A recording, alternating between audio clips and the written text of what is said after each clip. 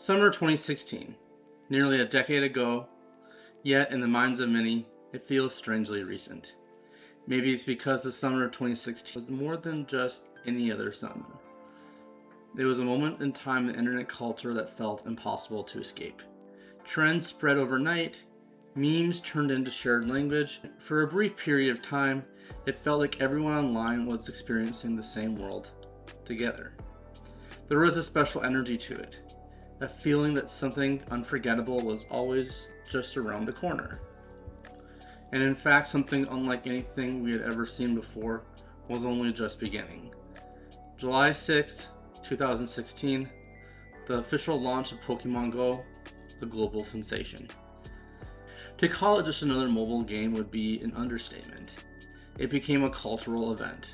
Crowds flooded streets in searching for rare Pokémon. Parks and landmarks transformed into gathering spaces overnight. Communities united around the shared mission of defending their Pokémon gyms.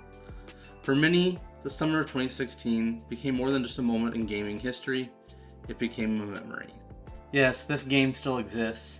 Pokémon is one of the most profitable franchises in history, so it makes sense that Pokémon GO became one of the most widely successful mobile games ever created.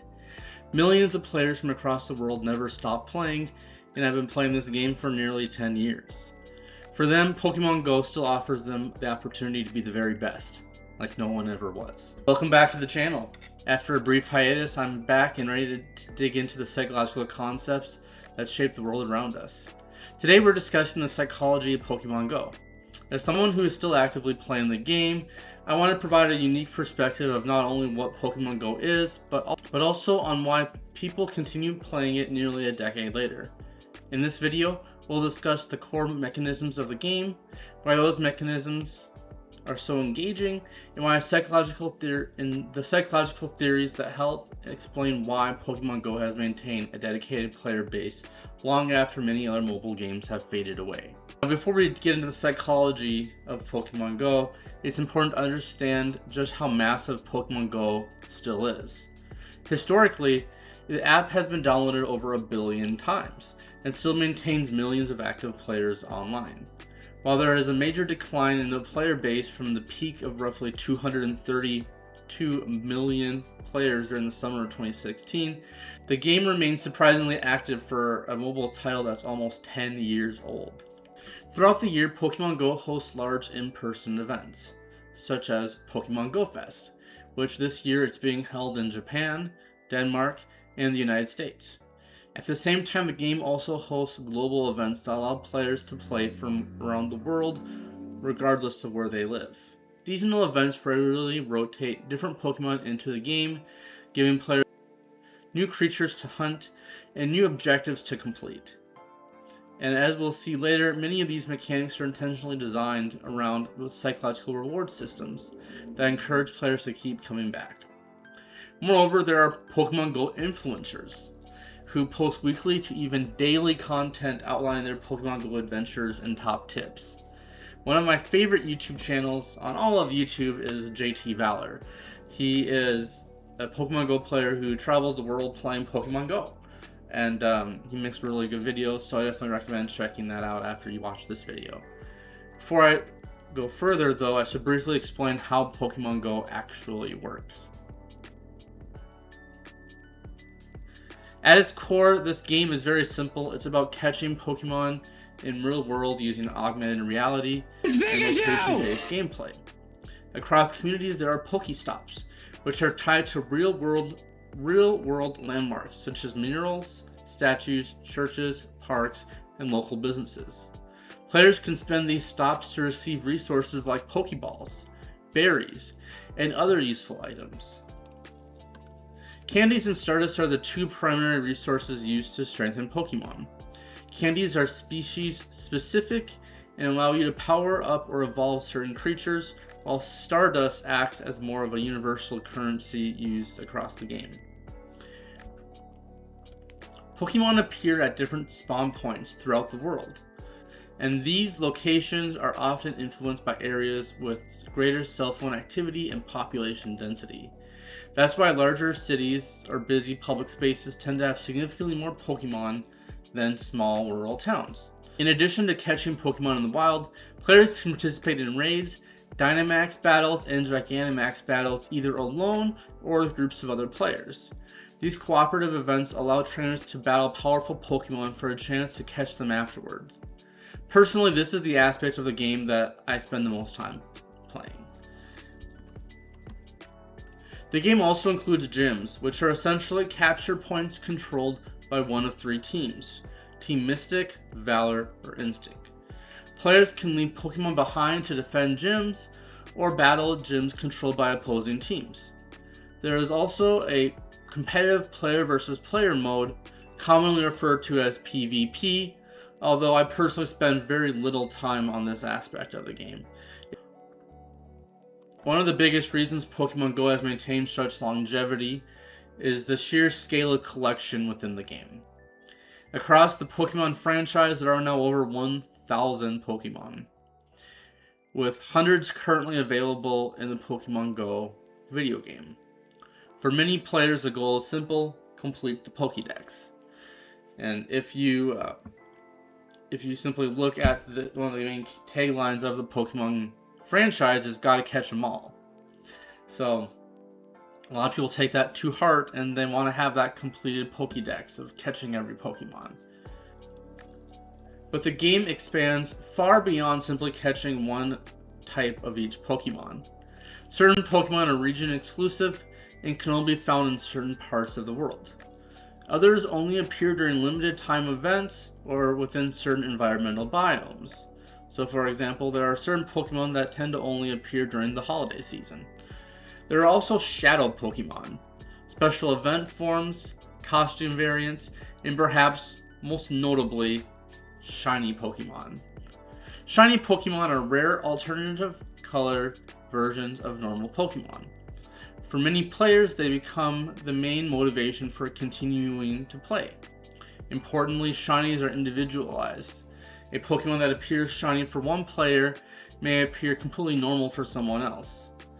And this is where the psychology of Pokemon GO starts to become especially interesting. Many of the game's mechanisms are built around what psychologists call variable ratio reinforcement schedules. This is a concept from behavioral psychology whereby rewards are given unpredictably after an unknown number of actions.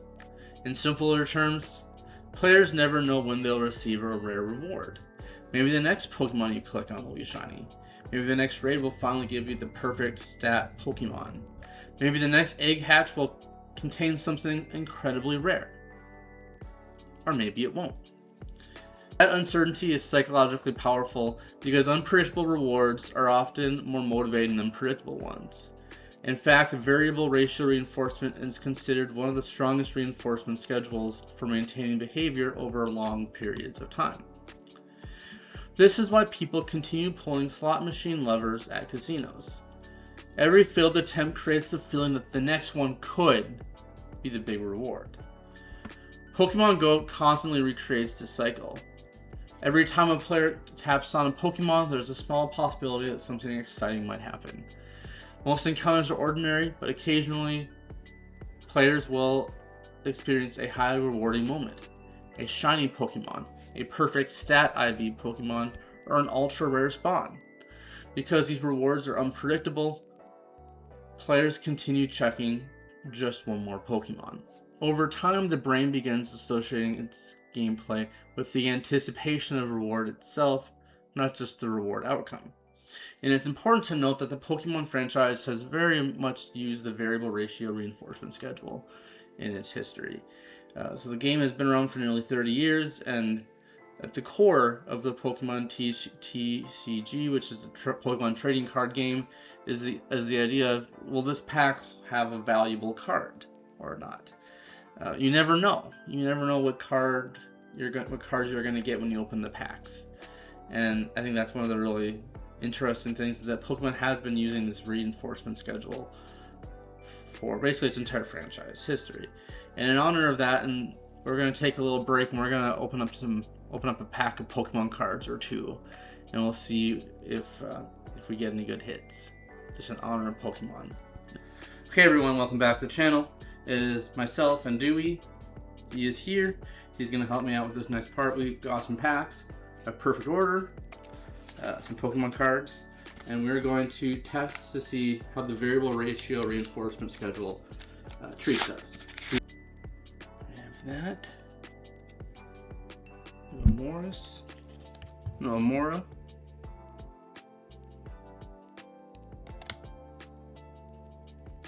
Bunnelby. Hippopotamus. I can never pronounce that one right. Dartrix.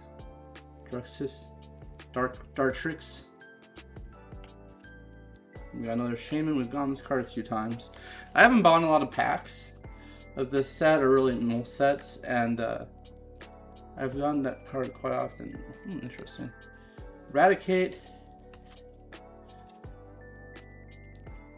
Superior. Nose Pass. And it looks like we got a hit. We got a Lapras EX. Off the rip, we got Haunter. We got another Bunnelby. Another one of these trainer cards. Another Nose Pass. And I'm sorry, I said Nose Pass earlier. That was not a Nose Pass. That was a it was the evolved form of Nose Pass. This is Hippopotamus. I apologize if I mispronounce things. I don't know what this is. This is Turtonator, another trainer card, and we pulled a Sherpa, or a special card. I don't know what it's. Then we have a Gengar. That's a very good card. We're gonna keep that. Pretty much any Gengar card is considered a hit in my books. Last pack luck. And we got another Spewpaw, and I mispronounced it before. We got a Spewpaw here. Oh, Tyrant. I love Tyrant. Clefairy, Furfrou, I think Vivian. Yep, Vivian. Drapion, trainer card, special energy card, Rattata. We just got a Meowth EX. Very cool card. Yeah, that, oh my gosh. Ah, that's a nice card.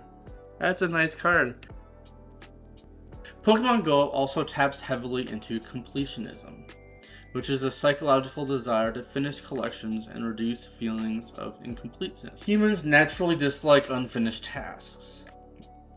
Psychologists sometimes refer to this tendency to the concept as the Zeigarnik effect, which suggests people remember incomplete goals better than complete ones. Pokemon Go takes advantage of this constantly.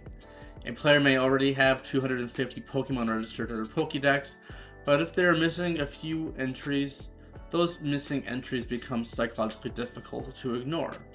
Suddenly, players are traveling to events, coordinating raids online, or staying awake late at night during time-limited events just to fill in another gap of their collection. And the game layers completionism on top of completionism. It's not just collecting every Pokemon. Players may also want every shiny, every regional exclusive, every costume variant. Yes, there are costumes, some are pretty adorable. Every perfect stat Pokemon, or every evolved form. So even after someone finishes one collection, another immediately appears. In addition to catching Pokemon, for some, reaching the next level in the game is another thing that keeps them glued to the game. Initially, players were limited to level 40, but in later years level 50 arrived, and to the point where we now have level 80. This creates what designers sometimes call infinite progression, the feeling that there is always one more goal right around the corner. And that's one of the unique things about Pokemon Go, is there is no end. There is no game over, you lose, or game over, you win. It's just a continual game that you just play over time. And that's another unique element of the game that's important to acknowledge. Next, we have the social aspect. So the social aspect of Pokemon Go is equally important to understanding its longevity. Unlike many mobile games that are played entirely alone, Pokemon Go encourages real-world social interaction.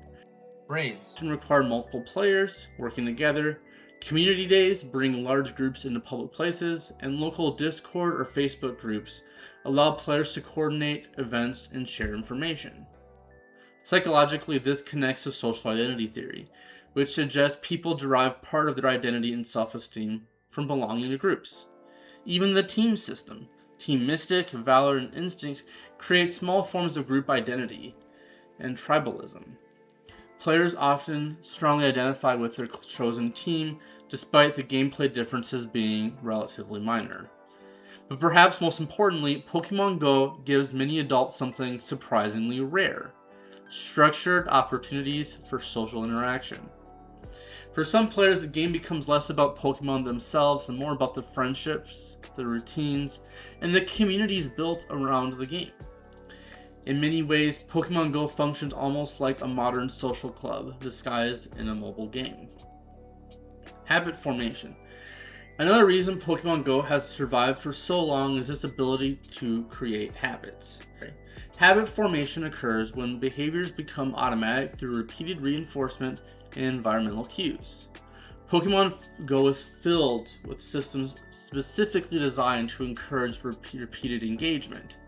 Daily catch streaks, spinning Pokestops every day, limited time events, weekly rewards, raid hours, spotlight hours, and seasonal rotations.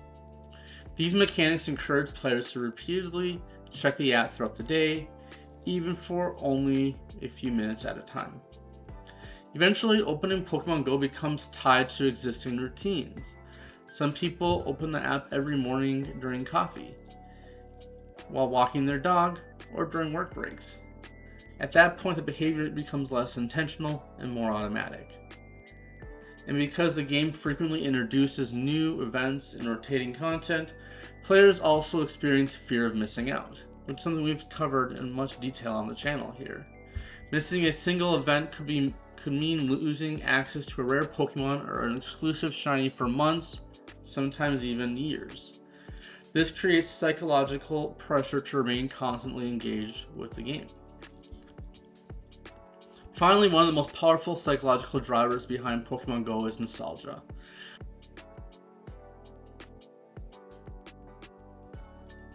Nostalgia is more than simply remembering the past.